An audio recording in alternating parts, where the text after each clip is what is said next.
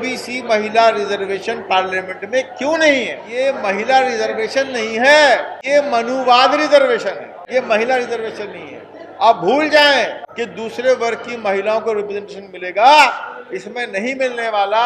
इसमें केवल उन महिलाओं को रिप्रेजेंटेशन मिलेगा जो मनुवाद और अग्रणी समाज के लोग। आरक्षण गया कहां? आरक्षण उन लोगों के लिए है, उन धन्ना सेठों के लिए है, उन बड़े लोगों के लिए है जो पैसों से संपन्न है। तो जिस वर्ग को आज के दिन अछूत कह दिया, शूद्र कह दिया गया, या जिसको पिछड़ा वर्ग कह दिया, अरे आज से 3000 साल पहले, 4000 साल पहले वही इस धरती के शासक रहे थे, और आज आपको अछूत, शूद्र और ओबीसी के रूप में माना जा रहा है। क्या वास्तव में हम हमारे पिछले इतिहास को भूल गए? टैक्सी के लिए भी लोन नहीं मिलता है तो हम कैसे संपन्न हो पाएंगे? जब हमारे पास खाने के लिए पैसा नहीं है, जब हमारे लिए पढ़ने के लिए पैसा नहीं है, जब हम बेरोजगार हैं, और जब हमारे कीमती वोट को भी हम छोटे छोटे लालच के रूप में हम दूसरे को गिरवी रख देते हैं, तो हम कैसे आगे बढ़ेंगे? कैसे हम संविधान की संरक्षण कर पाएंगे? और कैसे जो हमको संविधान में अधिकार दिए हुए हैं वो हमको उनको कैसे प्राप्त कर पाएंगे?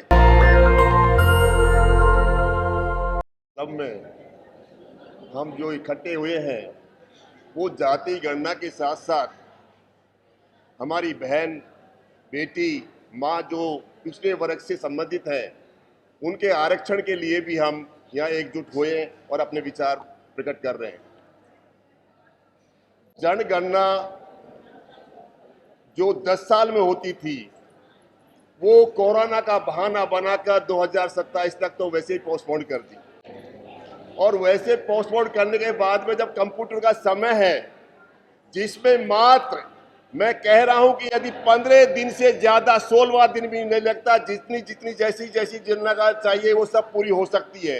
लेकिन ये डिले टैक्टिक्स जो की जा रही है वो मात्र आप हम सबको हमारे जो दायित्व के साथ साथ जो हमको अधिकार मिलने चाहिए थे उनसे महरूम करने के लिए ये एक तरह से टैक्टिक्स है। और अब जिस तरह से ये जो बिल संसद में लाया जा रहा है, वो जो बिल लाया जा रहा है वो भी मात्र हमारे महिला साथियों को, हमारी बहन बेटियों को उस राजनीतिक आरक्षण से दूर करने का एक तरीका अपनाया जा रहा है। जब हम छोटी छोटी नौकरियों में भी आज के दिन आरक्षण होते हुए भी अब प्राप्त नहीं कर पा रहे हैं, और जब प्राप्त भी कर रहे हैं वो मात्र गिनती की है जो हमारी जनसंख्या उसके हिसाब से क्या है।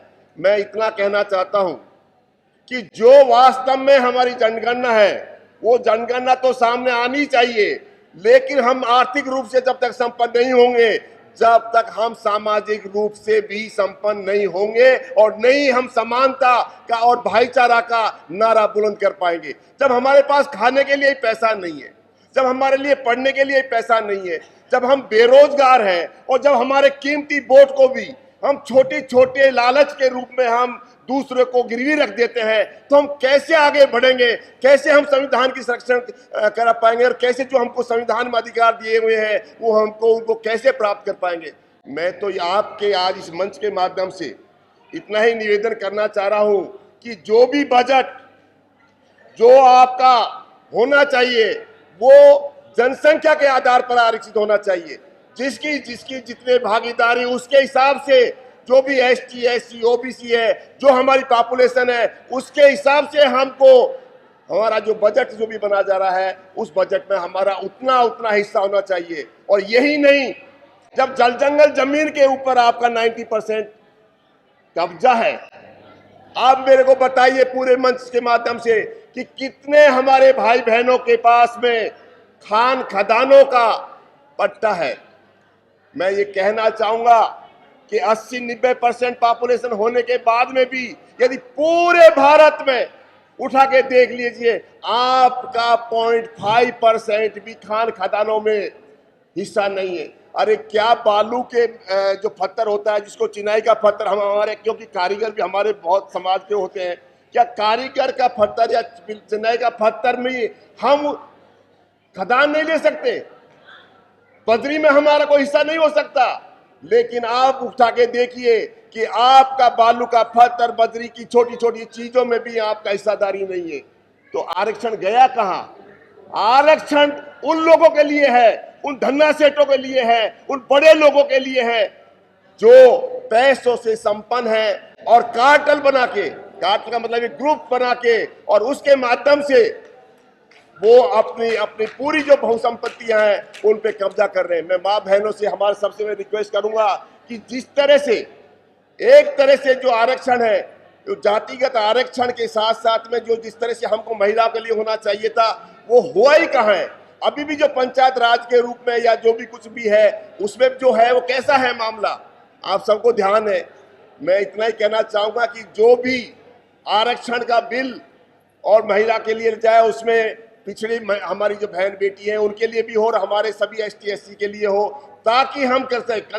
जब तक हमारी महिला साक्षर नहीं होगी, शिक्षित नहीं होगी, संगठित और संगठित नहीं होगी, जब तक वो सामाजिक के साथ साथ में राजनीतिक क्षेत्र में आगे नहीं आएगी, हमारी आगे की पीढ़ी किसी भी रूप में नहीं बढ़ पाएगी।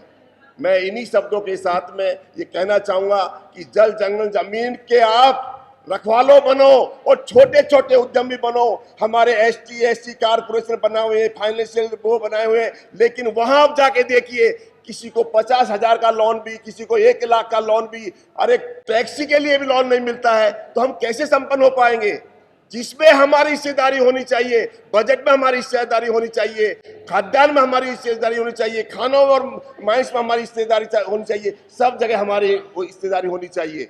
मैं तो इतना कहना चाहूंगा। और इसी के साथ में आपका जो संविधान, चाहे वो जयपाल मुंडा हो, बाबा साहब अम्बेडकर हो, सर छोटू राम जी हो, या सावित्रीबाई और हमारा ज्योतिराव फुले हो, उनके विचारों को देखते हुए जब हम आगे बढ़ेंगे तो देखेंगे कि हम कहाँ थे। और मैं इतना कह रहा हूं, जो जिस वर्ग को आज के दिन अछूत कह दिया, शूद्र कह दिया गया, या जिसको पिछड़ा वर्ग कह दिया, अरे आज से 3000 साल पहले, 4000 साल पहले वही इस धरती के शासक रहे थे, और आज आपको अछूत, शूद्र और OBC के रूप में माना जा रहा है।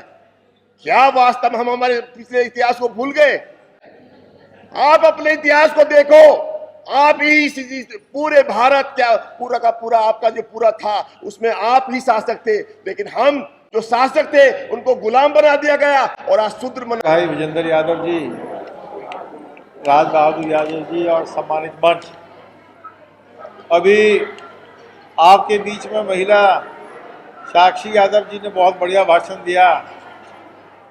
मैं आपको देख करके एक चीज हमें याद आता है कि 1917 में, ध्यान दीजिएगा हमारी बात, आवाज नहीं जा रही, अब आ रही। 1917 में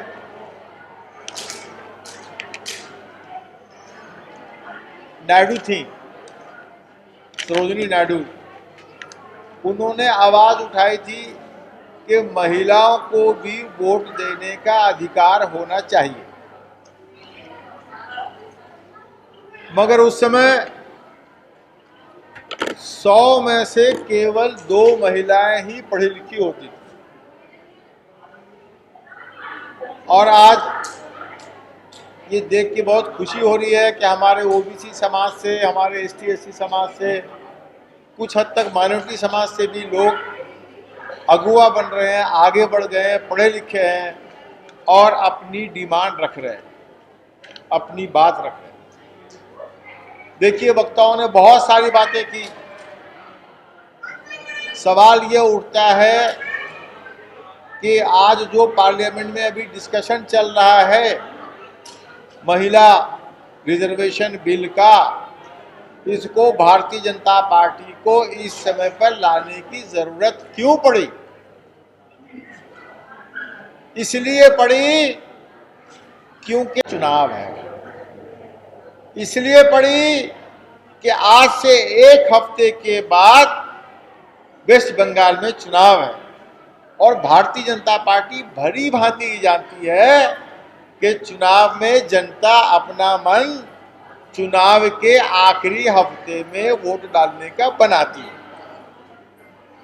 इसलिए महिलाओं का रिजर्वेशन ला करके वो महिलाओं के वोट को वर्गला के अपने पाले में डालना चाहते।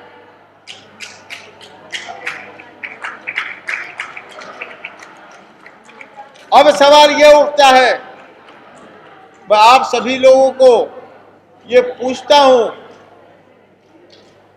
कि जब मैंने डेटा देखा, ये जो महिला बिल है ये एमपी के लिए और एमएलए के लिए भी, और आपको पता होगा कि पंचायती राज में भी इन्होंने एक पीछे बिल लाया था, अधिनियम संशोधन कर करके, और उसमें बहुत सारी महिलाओं की भागीदारी हुई, बल्कि 46% महिलाएं पंचायती राज पर काबिज हैं, मुखिया है, चेयरमैन है। मगर उसमें एक चीज मिसिंग है।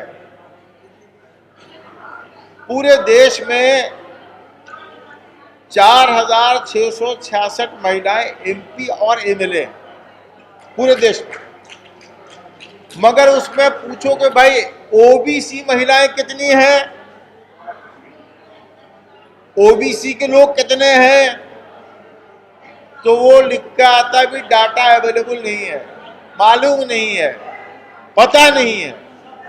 क्यों नहीं है? 55% की आबादी या 60% की आबादी, इतना बड़ा वर्ग जो देश में हर चीज के लिए आगे बढ़ा है, आप उसका इस्तेमाल करते हो, आप उसका शोषण करते हो, आप उनसे वोट लेते हो, आप उनसे पैसा लेते हो, हर चीज करते हो, तो ओबीसी महिला रिजर्वेशन पार्लियामेंट में क्यों नहीं है? और अभी एक साथी बता रहे थे कि ये महिला रिजर्वेशन नहीं है, ये मनुवाद रिजर्वेशन है, ये महिला रिजर्वेशन नहीं है। आप भूल जाएं कि दूसरे वर्ग की महिलाओं को रिप्रेजेंटेशन मिलेगा, इसमें नहीं मिलने वाला, इसमें केवल उन महिलाओं को रिप्रेजेंटेशन मिलेगा जो मनुवाद और अगड़े समाज के लोग। अभी हमारे एक दोस्त बता रहे थे कि तमिलनाडु में ये शायद पेरियार की मेहनत और उसकी कोशिश की वजह से हुआ कि वहां पर एक भी मनुवाद समाज के लोगों को वहां पर किसी पार्टी ने टिकट नहीं दिया। मेरे ख्याल से ये अपने आप में बहुत बड़ा अचीवमेंट है। और मैं जाते जाते सुधांशु जी एक बात कहना चाहूंगा कि हमारे यहाँ जो माइनॉरिटी की महिला है, केवल 80 साल में केवल 20 महिलाएं ही पार्लियामेंट पहुंची है, 80 साल में। और एक समय में कभी भी 4 मुस्लिम महिला से ज्यादा पार्लियामेंट में नहीं रही। तो बहुत बड़ी लड़ाई है, बहुत बड़ी लड़ाई है। और मैं आप लोगों से विनती करता हूं कि गांव-गांव, शहर-शहर, अपने मोहल्ले में, अपने घर में, अपने आस पड़ोस में इस बात को डिमांड के रखें, क्योंकि ये अंधी बहरी सरकार, इसको सिर्फ एक ही चीज नजर आता है, वो आता है वोट और पावर। उनका पावर का भूख बढ़ता ही जा रहा है। उनको वेस्ट बंगाल भी चाहिए, तमिलनाडु भी चाहिए, केरल भी चाहिए, दिल्ली भी चाहिए, सब चाहिए।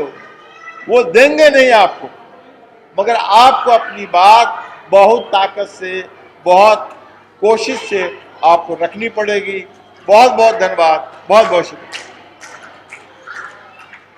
नेशनल दस्तक की आपसे गुजारिश है कि अगर इसको बचाना चाहते हैं तो नेशनल दस्तक को सब्सक्राइब करने के लिए रेड कलर के सब्सक्राइब बटन को दबाएं, फिर बेल आइकन की घंटी दबाएं। नेशनल दस्तक को बचाने के लिए बहुत जरूरी है कि हर खबर को शेयर करें, लाइक करें, कमेंट जरूर करें।